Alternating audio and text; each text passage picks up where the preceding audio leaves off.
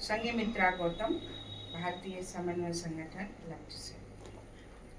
आज 4 अगस्त 2026 है।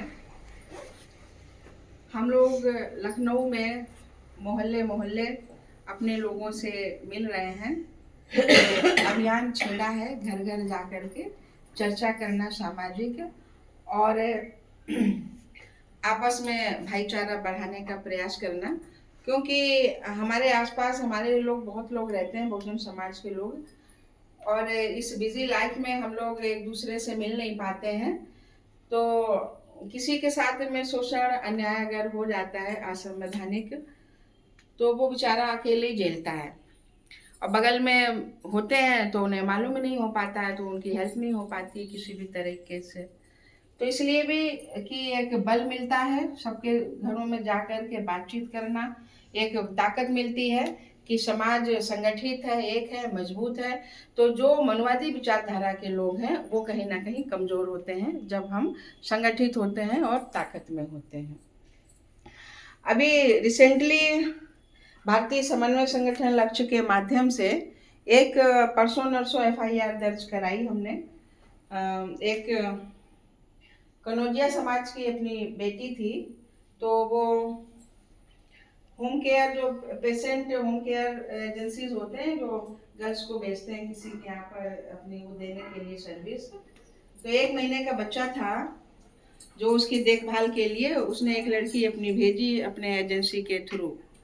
तो वो लड़की ने 30-35 दिन काम किया, 24,000 की बात हुई थी, लेकिन जिसका वो बच्चा था 1 महीने का, उसकी पत्नी शायद लड़के चली गई या जो भी बात थी, तो उसने 11,000 दे दिया, बाकी वो पैसे नहीं दे रहा है।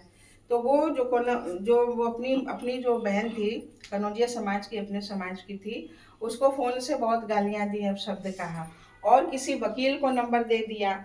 तो उसने रात को 9 बजे 20 तारीख को गालियाँ दी और रात के 2 बजे भी गालियाँ दी, जिसकी रिकॉर्डिंग है। और वो जो लड़की थी अपनी पीड़ित, वो गोमती नगर थाने का ये मामला था, वो जा रही थी, वो कोई सुनवाई नहीं हो रही थी। तो हमारी एक लक्ष्य कमांडर है, उनके माध्यम से हमारे पास ये आई एप्लीकेशन। तो फिर हमारी SHO से बात हुई, फिर चौकी इंचार्ज से बात हुई, और काफ़ी तरीके से, संवैधानिक तरीके से हमने उन लोगों को प्रेशर में लिया और उनकी, उस लड़की की FIR हो गई। और कल वो लोग गए थे उस लड़की से पूछताछ करने, यानी कि जो पुलिस की कार्रवाई है वो शुरू हो गई है। तो ये एक नहीं, संगठन के माध्यम से हमारी बहनों ने बहुत सारी FIR दर्ज कराई हैं और पीड़ित लोगों को न्याय दिलाया है, राहत दिलाई है, जो सरकार की तरफ से कंपनसेशन मिलता है वो दिलवाया है।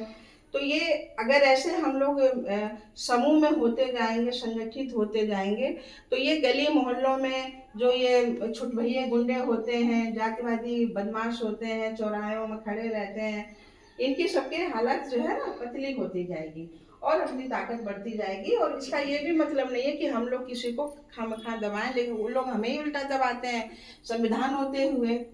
तो हम तो संविधान का सहारा लेंगे ना, हम तो जब हमारे साथ शोषण होगा, अन्याय होगा, तो हम तो आवाज़ उठाएंगे।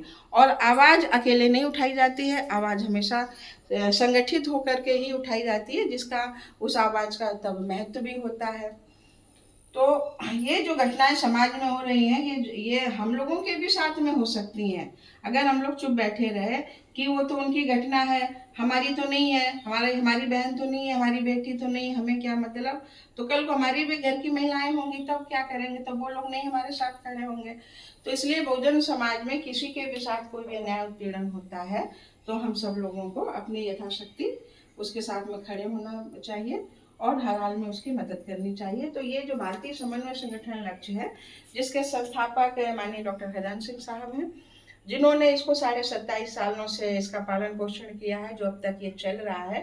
तो लखनऊ में बहुत लोग समझते हैं कि इसको केवल ये महिलाओं का संगठन है, ऐसा नहीं है। इसमें युवा और सब पूरी फैमिली जुड़ी है हम लोगों की, लेकिन लीडिंग में महिलाएं रखी गई हैं, ताकि महिलाएं आगे होती तो एक तो उनमें आत्मविश्वास आता है। सदियों से उनको बोलने नहीं दिया गया, पढ़ने लिखने नहीं दिया गया, अपनी बात कहने को नहीं दिया गया। तो ये एक बहुत अच्छा मंच है महिलाओं के लिए, जिसमें कोई एजुकेशन का कोई वो नहीं, अगर पढ़ी है तो अच्छा, नहीं पढ़ी है तो अच्छा, अपना दुख दर्द बताना, अपनी तकलीफ बतानी है, आप बताइए।